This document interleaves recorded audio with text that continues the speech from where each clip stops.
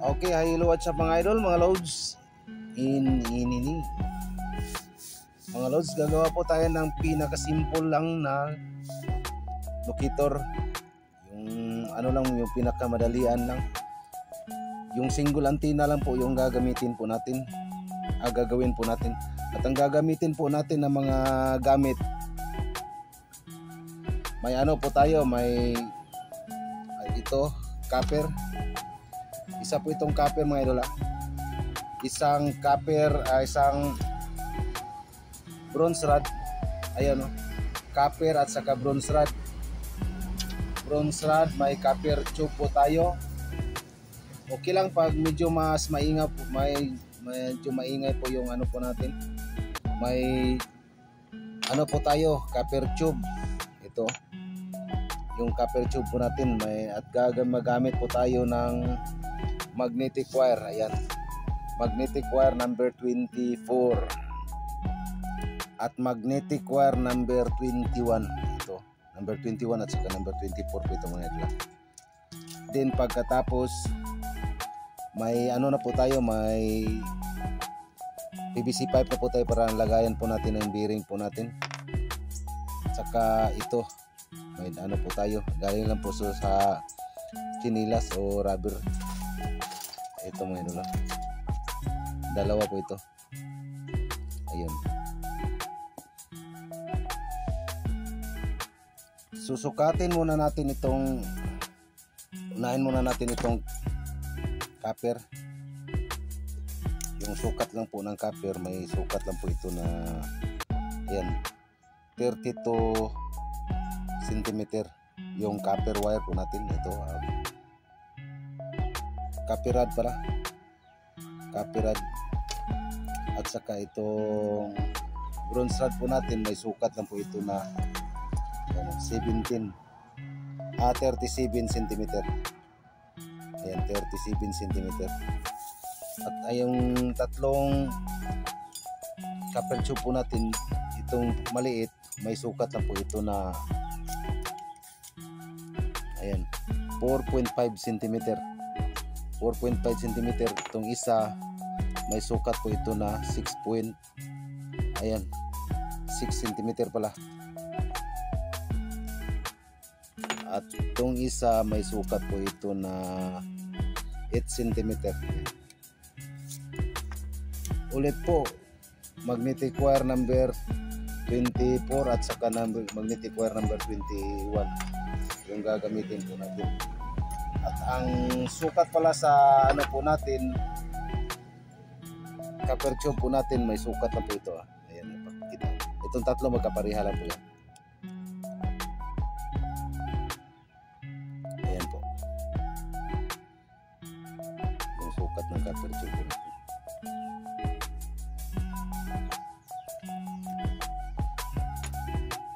Bago po tayo magsimula mga idol, paki-subscribe naman po sa ating YouTube channel, Choy TV, paki-like, paki-share at paki-click naman po sa notification bell para updated kayo sa mga bago pa nating video mga loads. Mga loads, ang una po nating gagawin mga idol, ito po, itong copper rod, hatiin po natin dito sa gitna. Magsukat po tayo dito. Ayan, 32. Nandito po tayo sa 16 cm lang. 16 cm dito. Then pagkatapos pag-ikutan natin ito ng magnetic wire ng number 24. Pag-ikutan natin ito, ayan. Kailangan po yung maliit na copper tube, kailangan po ganyan, no? Ayan. Pag-ikutan muna natin ito ng magnetic wire number 24 ng 5 patong. 5 patong nga mula dito hanggang dito. Hindi na po tayo magbilang, basta ilubos nyo lang pag-ikutan mula dito hanggang dito. Okay.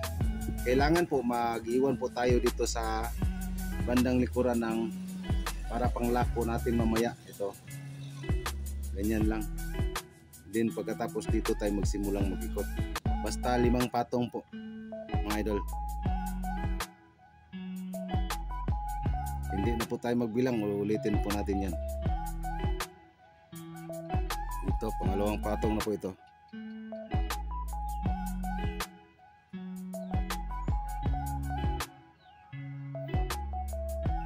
Ito, pangatlong patong na po ito mga idol.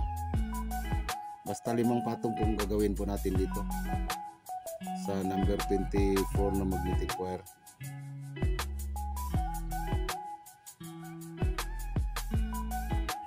Ito po, pang-apat na po ito na patong. Basta 5 patong lang po yung gagawin po natin ng magnetic wire number 24 na ipag-ikot dito.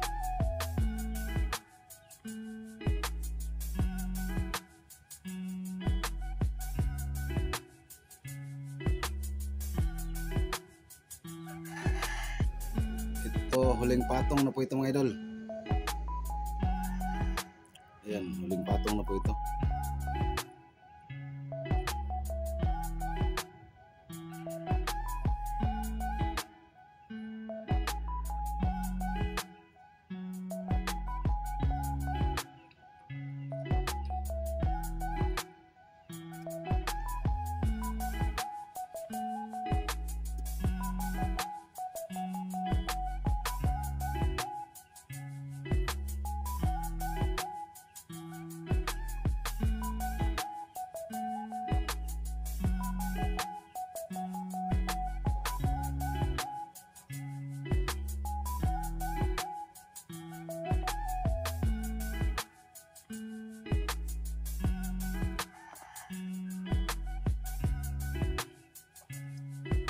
Ayan po. Tulad ng sinabi ko kanina, nag-iwan po tayo dito na para pang lock po natin ito. Dito natin to i-lock.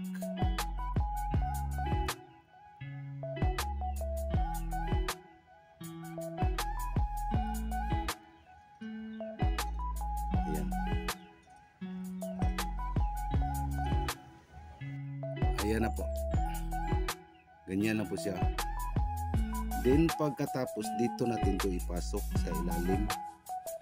Ayan. Kasi ganyan na. Ayan. Diyan po siya makalagay. At itong dalawang ano po natin, dito to makapasok. Dito. Kumuha lang kayo ng tsinelas. Ayan. Diyan po. Then pagkatapos ipasok natin dito.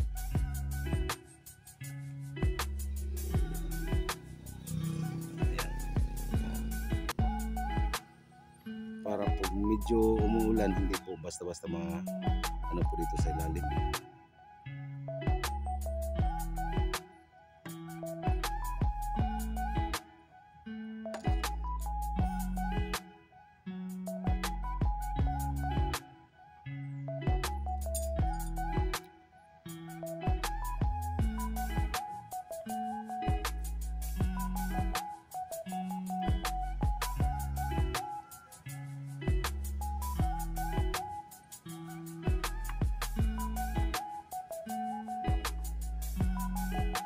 Ayan mga idol, ganyan lang po siya. Then pagkatapos baluktutin natin ito. Ayan, baluktot natin ito. Muha lang kayo ng ano din, pagkatapos ibaluktot natin ganyan.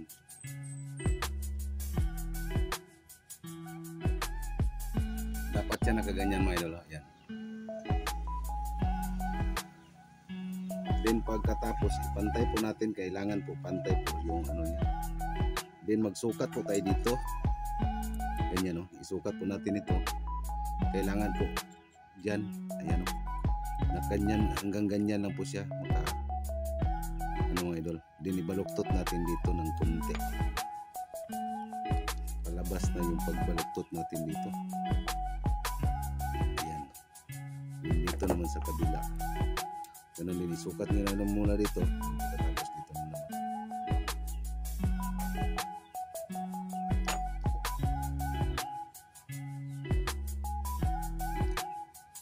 Then, ganyan, i-press na natin ng konti. Ayan. Medyo hindi pa pantay, baluktot naman natin ng konti.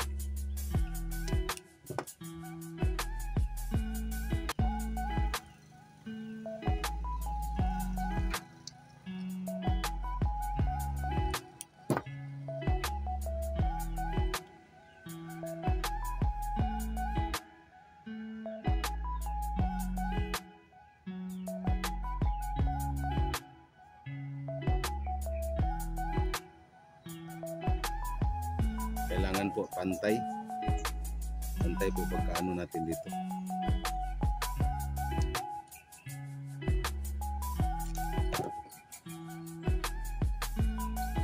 Ayun. Then pagkatapos mga idol, ayun.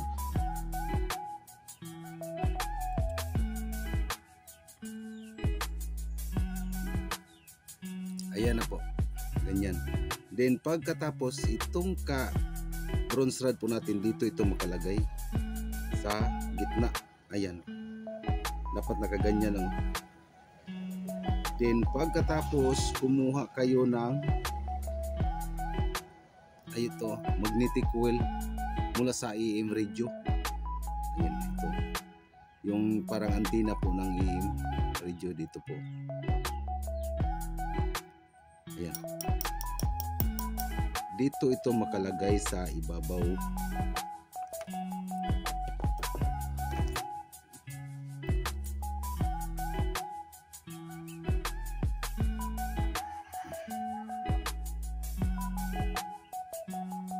Ayan, dito ito makalagay. Diyan sa ibabaw, ganyan po. Then pagkatapos kumuha kayo ng electrical tip, temporary lang po lang ilagay natin yung electrical tip dito.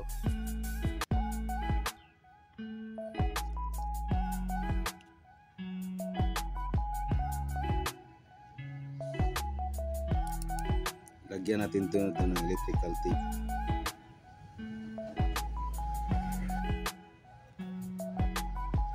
Pagkatapos mamaya kunin na po natin itong electrical tape. Pag nagsimula na po tayo mag-ikot ng magnetic wire,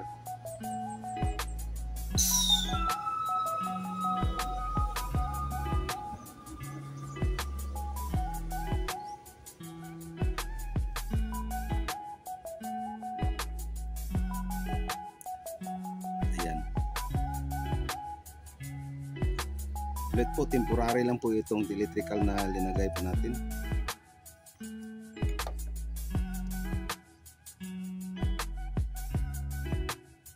Ayan na po.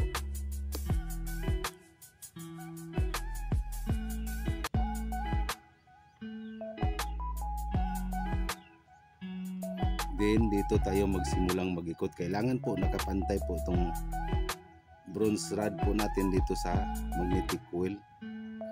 Dito tayo magsimulang mag-ikot ng magnetic wire.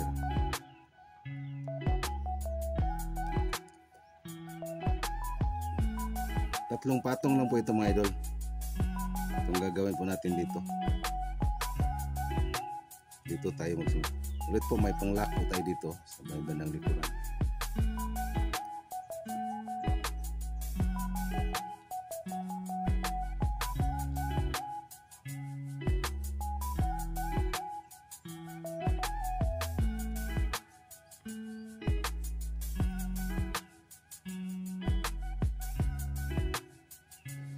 Ito na po mga idol, ayan. At itong copper tube na to, dito ito makalagay. Diyan. Tulak nyo ng kunti. Ganyan. Then pagkatapos ito mga idol, itong magnetic wire po natin na number 21, kumuha lang tayo ng 360 na bronze rod. Ito po, itong magnetic wire na number 21, mag-ikot po tayo dito ng pa-spring na kasing taas lang po dito, mula dito hanggang dito. Ayun, okay.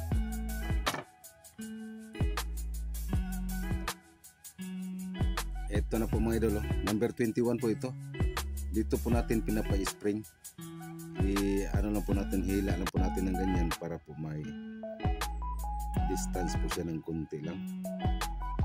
Ganyan.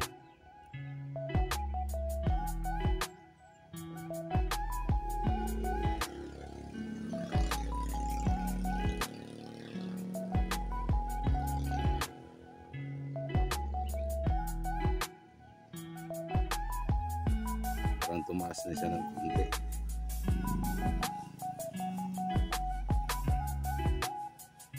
Ayan. Dito na po siya. Then dito ito makapasok sa range po natin.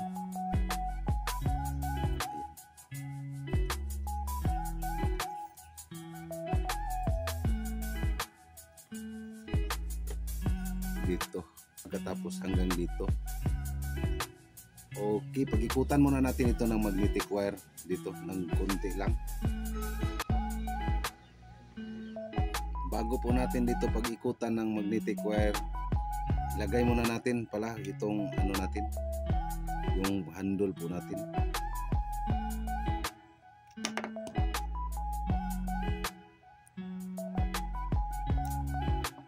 Ayan.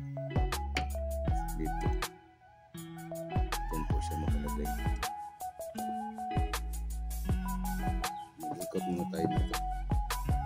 Pasok muna natin ito. Wala mga idol. Nalimutan kasi natin. Pasok muna natin ito. Yan. Yan pagkatapos ano po tayo dito ng kunting ano po, magnetic wire.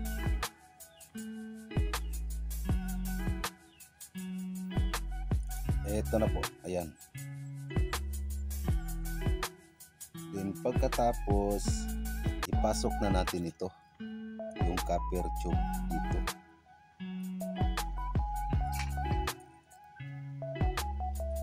Ayan, dyan po. At dito sa loob ng copper tube po natin, maglagay po tayo dito ng, kumuha lang kayo ng carbon rod mula sa, ayan, 4 na carbon rod mula sa double na battery ito. 4 na piraso. Then pagkatapos dito natin ito ilagay sa loob. Ganyan na po. Ihila nyo yung pa-spring natin ganyan. Then pagkatapos dito sa loob, dito na po natin ilagay.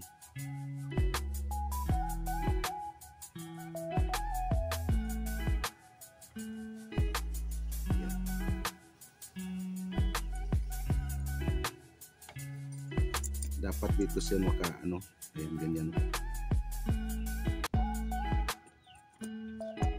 Para hindi po tayo mahihirapan, lagay na po natin ito. Then pagkatapos maglagay po tayo dito ng electrical tape ng konti. Yan, ganyan po.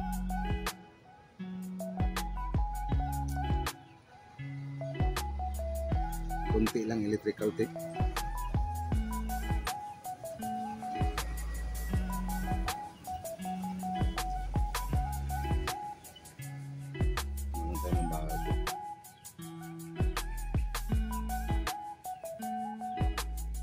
Ganyan. Para hindi tayo mahirapan, ganyan na po natin mga idol.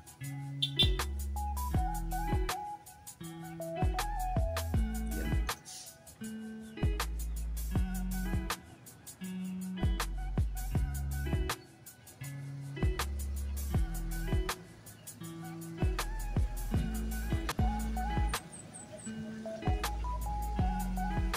Then pagkatapos ilagay natin ito.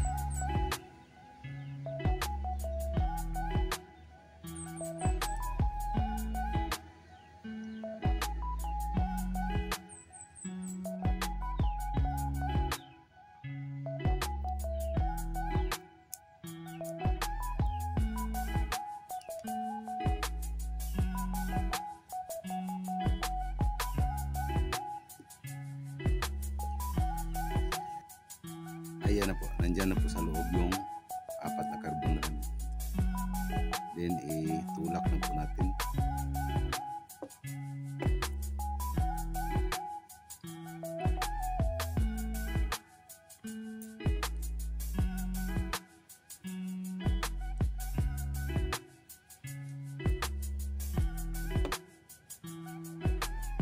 Ayan, ito na po mga idol.